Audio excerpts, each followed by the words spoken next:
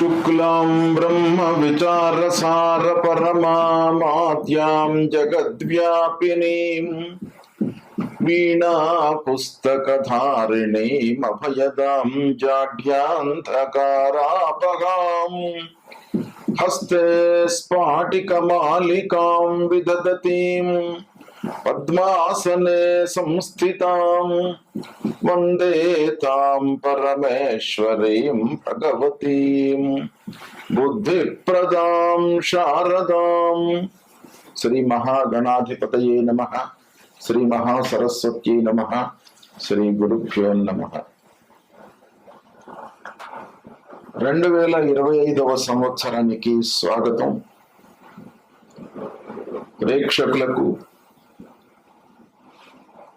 శ్రోతలకు అందరికీ కూడాను 2025వ సంవత్సరము శుభాకాంక్షలు తెలియజేస్తూ, ఈ 2025వ సంవత్సరము అందరికీ కూడాను సుఖ సంతోషాలతో ఉండాలి అని చెప్పేసి ఆ భగవంతుణ్ణి ప్రార్థిస్తూ, 12 రాసులు ఈ సంవత్సరంలో 12 రాసులలో జన్మించినటువంటి వారికి ఈ 2025వ సంవత్సరంలో గోచార ఫలితాలు ఎలా ఉంటాయో తెలుసుకుందాం. వృశ్చిక రాశిలో జన్మించినటువంటి వారికి గోచార ఫలితాలు ఎలా ఉన్నాయో తెలుసుకుందాం. ముందుగా ఈ వృశ్చిక రాశిలోనికి ఏ నక్షత్రాలు, ఏ పాదాలలో జన్మించినటువంటి వాళ్ళు వస్తారు, ఏ అక్షరాలతో ప్రారంభమయ్యేటువంటి వ్యవహార నామం కలిగినటువంటి వాళ్ళు వస్తారో తెలుసుకుందాం. విశాఖ నక్షత్రం 4వ పాదంలో జన్మించినటువంటి వాళ్ళు, అనురాధ నక్షత్రం 1, 2, 3, 4 పాదములలో జన్మించినటువంటి వాళ్ళు, జ్యేష్ఠ నక్షత్రం 1, 2, 3, 4 పాదములలో జన్మించినటువంటి వాళ్ళందరూ కూడాను ఈ వృశ్చిక రాశి కిందికి వస్తారు. అయితే నక్షత్రము, పాదము తెలియనటువంటి వాళ్ళు వాళ్ళ వ్యవహార నామంలో ఉన్నటువంటి మొదటి అక్షరం, ప్రథమాక్షరాన్ని దృష్టిలో పెట్టుకొని రాశి నిర్ధారణ చేసుకోవాలి. ఆ అక్షరాలు ఏంటంటే తో, నా, నీ, ను, నే, నో, యా, ఈ, యు. ఈ అక్షరాలు, ఈ 9 అక్షరాలతో ప్రారంభమయ్యేటువంటి పేరు కలిగినటువంటి వాళ్ళు కూడాను వృశ్చిక రాశి కిందికి వస్తారు. అంతేకాకుండా కొన్ని ప్రత్యేకమైనటువంటి పేర్లు ఉంటాయి.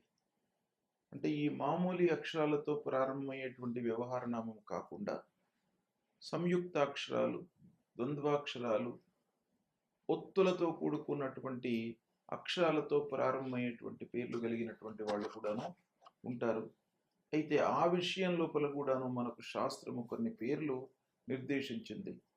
అవేంటంటే స్నుష, స్నేహ,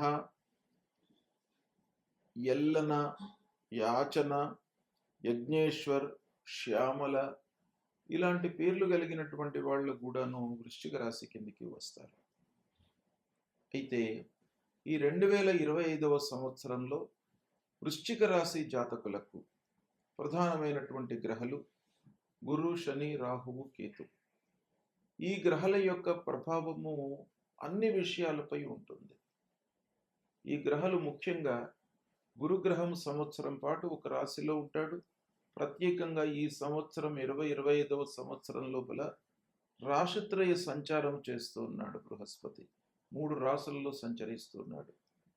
ప్రభావం బాగా ఉంటుంది. అదేవిధంగా శనీశ్వరుడు 2.5 సంవత్సరాల పాటు ఒక రాశిలో ఉంటాడు కనుక శని ప్రభావం కూడాను ఆ రాశి పైన ఉంటుంది. రాహు, కేతువులు 1.5 సంవత్సరాలు ఉంటారు కాబట్టి ఈ 4 గ్రహాల యొక్క సంచారము, వాటి వలన ఉద్భవించేటువంటి ఫలితాలు ఆ రాశిలో జన్మించినటువంటి వారిపైన చాలా ఉంటాయి. కనుక సంవత్సర ఫలితాలపై ఈ 4 గ్రహాలను మనం ముఖ్యంగా లెక్కలోకి తీసుకొని వీటి యొక్క సంచారాన్ని మనం చెప్తుంటాం. అయితే ఈ సంవత్సరము ముందుగా గురు భగవానుడు, గురు గ్రహం యొక్క సంచారం ఎలా ఉంది అని అంటే 14 మే 2025 వరకు వృషభ రాశిలో సంచరిస్తున్నాడు గురువు. వృషభ రాశిలో సంచారము వృశ్చిక రాశిలో జన్మించినటువంటి వారికి సప్తమ స్థానం అవుతుంది. ఈ సప్తమ స్థానము శుభప్రదంగా ఉంటుంది, బాగా కలిసి వస్తుంది. 14 మే వరకు అంటే ప్రారంభం నుండి 2025 ప్రారంభం నుండి కూడాను గత సంవత్సరమే వృషభ రాశిలోకి ప్రవేశించినాడు. అయితే మనం 2025 గురించి జాతకం చెప్పుకుంటున్నాం కాబట్టి 2025 ప్రారంభం నుండి కూడాను 14 మే 2025 వరకు బృహస్పతి సప్తమ స్థానంలో వృశ్చిక రాశి వారికి సంచరిస్తున్నాడు కనుక ఇది చాలా కలిసి వస్తుంది. అయితే సప్తమ స్థానంలో సంచరిస్తున్నటువంటి సమయం లోపల ఎలాంటి ప్రభావాన్ని చూపిస్తాడు? ముఖ్యంగా వృశ్చిక రాశి వారికి పంచమాధిపతి సప్తమ స్థానంలో గోచార రీత్యా సంచరిస్తున్నాడు గనక ఇది ఈ మే వరకు చాలా అనుకూలమైనటువంటి ఫలితాలు ఉంటాయి. ఏంటంటే శుభకార్యాలు మీరు చేస్తారు, పిల్లల విషయంలో మంచి జరుగుతుంది. వృశ్చిక రాశిలో జన్మించినటువంటి వారి యొక్క పిల్లల విషయం, వాళ్ళ యొక్క వివాహ కార్యక్రమాలు, వాళ్లకు సంబంధించినటువంటి పెళ్లి విషయంలో మంచి సంబంధాలు కుదర్చడము, ఉద్యోగము, తర్వాత హయ్యర్ ఎడ్యుకేషన్కు సంబంధించినటువంటి నిర్ణయాలు తీసుకోవడం లోపల కూడాను మీరు సఫలీకృతులవుతారు. మే వరకు పిల్లల విషయంలో మీకు బాగా కలిసి వస్తుంది. ఇక చేసేటువంటి ప్రయత్నాలు సంపూర్ణంగా ఫలిస్తాయి. పెళ్ళైనటువంటి వారికి, సంతానం కొరకై ఎదురు చూస్తున్నటువంటి వారికి ఈ 14 మే వరకు చాలా అనుకూలమైనటువంటి సమయం. సంతాన ప్రాప్తి కూడాను ఈ సమయంలో కలుగుతుంది. ఇక ఇంటి వాతావరణం మీకు ముఖ్యంగా అనుకూలంగా ఉంటుంది. భార్య పిల్లలతో, కుటుంబ పెద్దలతో స్నేహంతో సఖ్యతతో ఉంటారు, సంతోషంగా గడుపుతారు. ఇంటి వాతావరణము మీకు ఒక 1000 ఏనుగుల బలాన్ని ఇస్తుంది. ఈ సమయం లోపల బాగా కలిసి వస్తుంది. ఇకపోతే మీరు చేసేటువంటి వృత్తి కూడాను చాలా సంతృప్తిగా కొనసాగుతుంది. ఉద్యోగస్తులకు, వ్యాపారస్తులకు, స్వయం వృత్తిలో ఉన్నటువంటి వారికి అందరికీ కూడాను మీరు చేస్తున్నటువంటి వృత్తి చాలా ఆనందదాయకంగా ముందుకు కొనసాగుతుంది. ఆర్థికంగా కూడాను మీకు బాగా కలిసి వస్తుంది. అభివృద్ధి పథం లోపల మీరు ప్రయాణం చేస్తారు ఈ సమయం లోపల. ఇక 14 మే రోజున మిథున రాశిలోకి ప్రవేశిస్తున్నాడు బృహస్పతి. 14 మే నుండి 19 అక్టోబర్ వరకు మిథున రాశిలో సంచరిస్తున్నాడు. ఈ మిథున రాశిలో సంచారము అష్టమ స్థానం అవుతుంది. ఇది కొంత ప్రతికూలమైనటువంటి సంచారం. అష్టమ స్థానం మనకు అన్ని విధాలుగా ఇబ్బంది పెడుతుంది. ఆకస్మికమైనటువంటి ఇబ్బందులు, అనుకోని ఖర్చులు ముందుకు రావడము, పిల్లల విషయంలో మనం అనుకున్న దానికి భిన్నంగా జరగడము, అతి ప్రయత్నంగా మనము కొన్ని పనులు పూర్తి చేయవలసినటువంటి పరిస్థితి ఏర్పడము, ప్రతి విషయం లోపల కూడాను ఆలస్యమయ్యేటప్పటికీ మనకు భయము, ఆందోళన ఇవన్నీ కూడాను మనసు లోపల కలిగేటువంటి అవకాశాలు ఉంటాయి. భార్య పిల్లలతో, కుటుంబ పెద్దలతో అనవసరమైనటువంటి చర్చలు ముందుకు వస్తాయి. వాటి మూలకంగా అనవసరమైనటువంటి గొడవలు, ప్రతి విషయంలోనూ చర్చలు ఒక సుహృద్భావ వాతావరణంలో జరగకుండా కోపాలు, తాపాలు వీటన్నిటికీ అనుగుణంగా ఇంటి వాతావరణం అంతా కూడాను కలుషితమయ్యేటువంటి అవకాశాలు ఉన్నాయి. ఇక పెట్టుబడుల మూలకంగా నష్టం వాటిల్లుతుంది ఈ అష్టమ స్థానంలో బృహస్పతి సంచరిస్తున్న సమయంలో. అంతేకాకుండా వీటన్నిటి ప్రభావం మూలకంగా మనిషి లోపల అసహనము, కోపము ఇవన్నీ కూడాను పెరిగేటువంటి అవకాశాలు ఉన్నాయి. కొన్ని వస్తువులను పెట్టి మర్చిపోయేటువంటి అవకాశాలు కూడాను ఉంటాయి ఈ సమయం లోపల. కాబట్టి విలువైనటువంటి వస్తువులను జాగ్రత్తగా మీరు చూసుకోవడం మంచిది. వాటిని కాపాడుకోవడము, కొన్ని వస్తువులు పోవడము, ఇది ప్రధానంగా అష్టమ స్థానంలో సంచరిస్తున్నటువంటి సమయంలో జరుగుతుంది. ఇక ఉద్యోగస్తులకు, అధికారుల వైపు నుండి విమర్శలు, అనవసరమైనటువంటి విమర్శల మూలకంగా మనిషి మానసికంగా దిగజారేటువంటి అవకాశాలు ఉన్నాయి. ఎంత కష్టపడి పని చేసినప్పటికీ అధికారుల యొక్క మన్ననలు పొందకపోయేటప్పటికీ మనిషి లోపల ఒక అసంతృప్తి అనేటువంటిది ఏర్పడుతుంది. ప్రయత్నించి పనులు చేసినప్పటికీ కొన్ని కలిసి వస్తాయి, కొన్ని కలిసి రావు. ఇలాంటి పరిస్థితి ఉంటుంది. వృధా ప్రయాణాలు చేయవలసి వస్తాయి. ప్రతి విషయంలోనూ ఆలస్యం గోచరిస్తుంది. కనుక అష్టమ స్థానంలో సంచరిస్తున్నటువంటి సమయం లోపల గురు ప్రభావం ప్రతికూలంగా ఉంటుంది. తదనుగుణంగా మీరు మీ వైపు నుంచి మీరు ఎఫర్ట్స్ పెట్టాలి. అంటే అష్టమ స్థానంలో సంచరిస్తున్నప్పుడు ప్రతికూల ఫలితాలు ఉన్నాయి కాబట్టి మీరేం చేయాలి? సరే, పరిహారాలు, పూజలు వాటన్నిటికంటే ముందు మీరు మీ వైపు నుంచి చేయవలసినటువంటి కర్తవ్యం ఏంటంటే, మీరు 1కి 4 సార్లు ఆలోచించాలి. తర్వాత 200% ఆ పనిపైన ఎఫర్ట్స్ పెట్టాలి. మనం శ్రద్ధ నిలపాలి, మనస్సు నిలిపి పని చేయాలి ఈ అష్టమ స్థానంలో సంచరిస్తున్నటువంటి సమయంలో. తదనంతరం 19 అక్టోబర్ రోజున కర్కాటక రాశిలోకి ప్రవేశిస్తున్నాడు బృహస్పతి. 19 అక్టోబర్ నుంచి 19 అక్టోబర్ నుండి 5 డిసెంబర్ వరకు కర్కాటక రాశిలో సంచరిస్తున్నాడు. ఈ సంచారం బాగా కలిసి వస్తుంది. అంటే నవమ స్థానంలో సంచరిస్తున్నాడు. ఇది చాలా యోగప్రదమైనటువంటి సంచారం వృశ్చిక రాశి వారికి. ఏంటంటే 19 అక్టోబర్ నుండి 5 డిసెంబర్ ఈ మధ్య కాలం లోపల గురువు కర్కాటక రాశిలో ఉచ్చ స్థానంలో సంచరిస్తున్నాడు. అంటే భాగ్యస్థానం అవుతుంది వృశ్చిక రాశి వారికి. పంచమాధిపతి, ధనాధిపతి భాగ్యస్థానంలో సంచరించడము చాలా కలిసి వచ్చేటువంటి అంశం. ముఖ్యంగా ఆర్థిక స్థితి పైన, కుటుంబం పైన, మీ మాట పలుకుబడి పైన, పిల్లల విషయం లోపల, తర్వాత పెద్దలు, కుటుంబ పెద్దలు, మీరు చేసేటువంటి కార్యక్రమాలపైన, పనులపైన, వీటన్నిటిపైన కూడాను మీకు మంచి ప్రభావం కలుగుతుంది.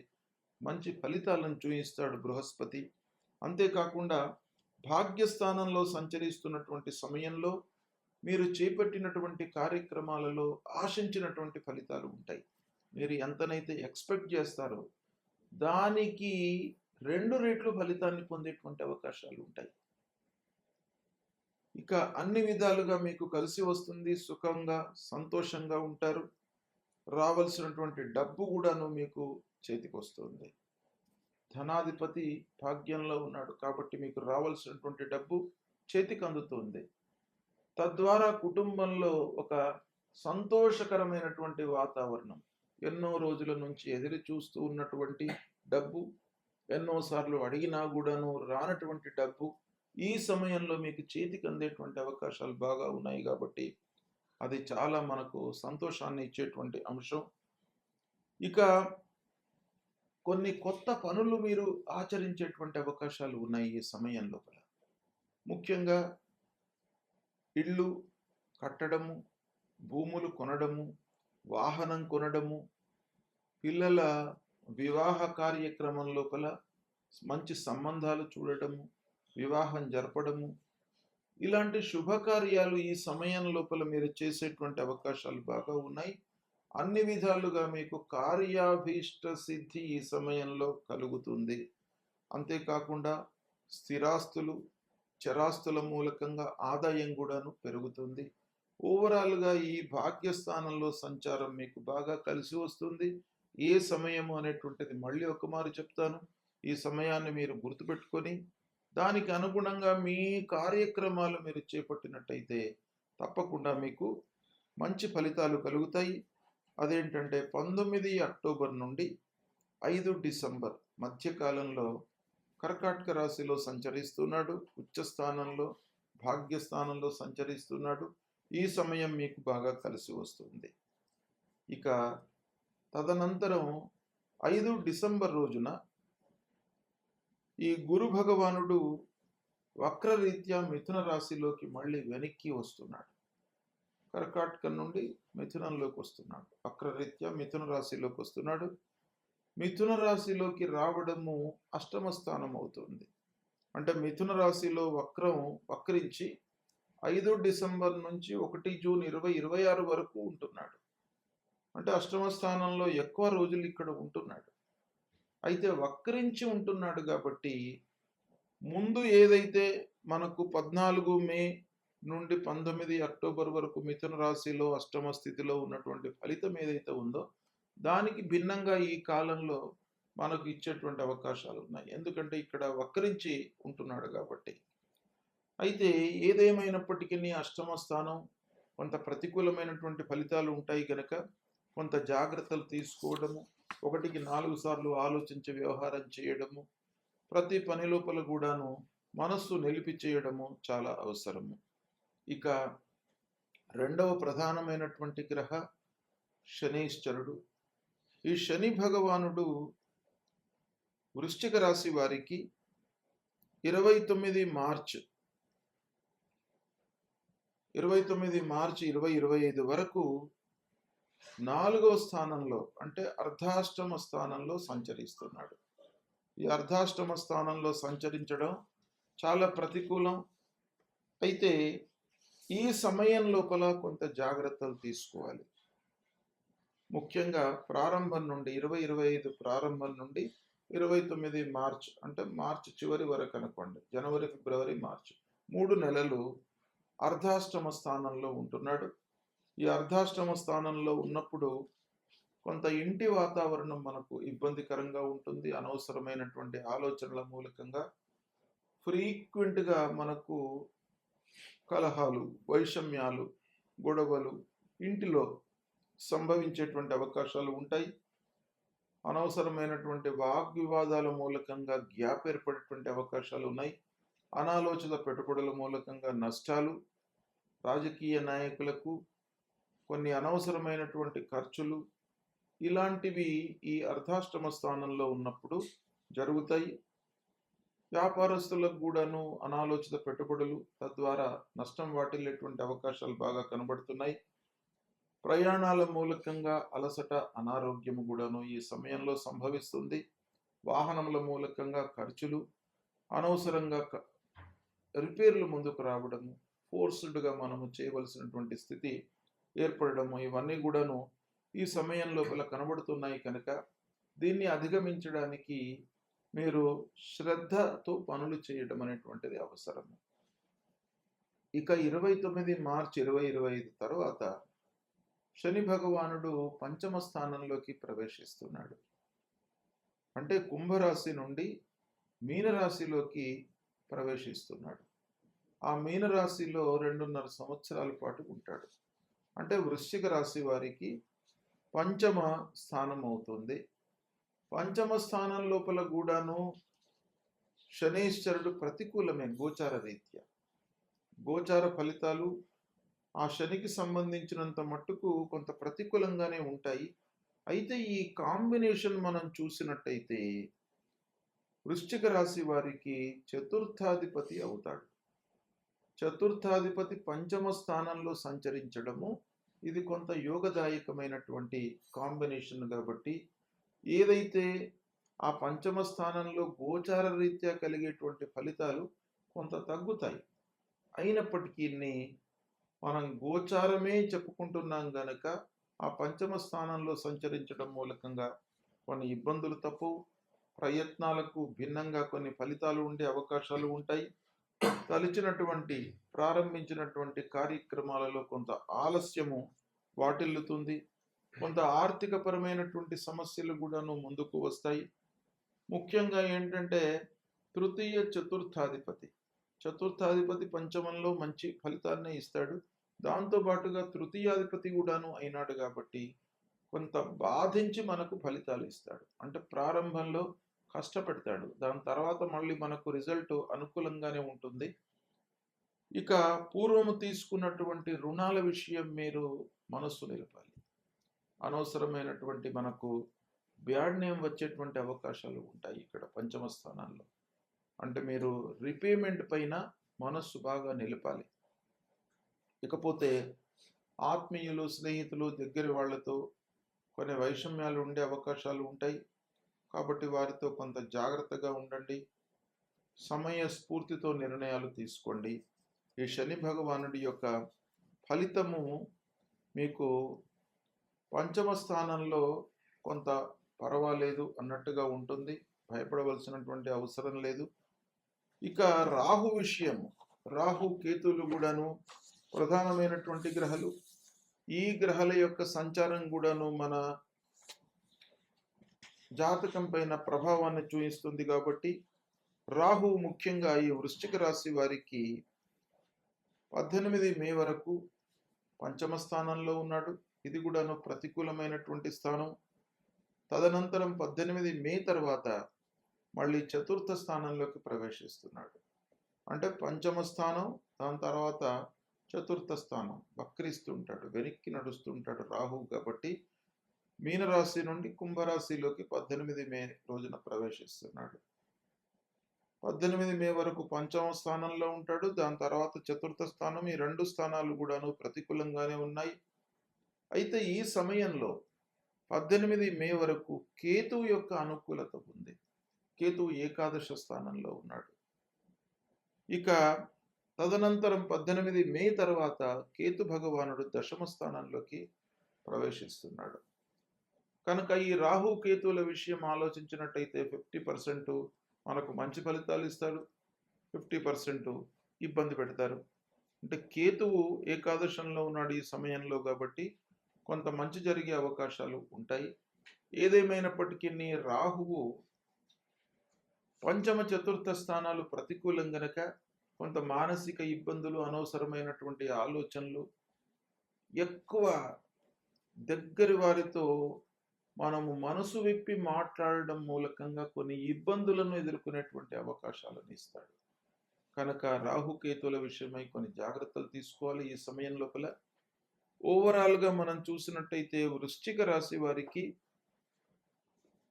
గ్రహస్థితి ఇలా ఉంది. సప్తమ భాగ్యస్థానాలలో బృహస్పతి సంచరిస్తున్నటువంటి సమయం ప్రధానంగా అనుకూలంగా ఉంటుంది. ఇక మిగతా సమయాలలో కొన్ని ఇబ్బందులు తప్పవు. అయితే వీటికి కొన్ని పరిహారాలు చేసుకోవడము అత్యవసరం. ఏంటంటే అష్టమ స్థానంలో గురువు సంచరిస్తున్నటువంటి సమయం లోపల గురు భగవానుడి యొక్క ప్రీత్యర్థమై గురు జపం చేసుకోండి ప్రతినిత్యం కూడా.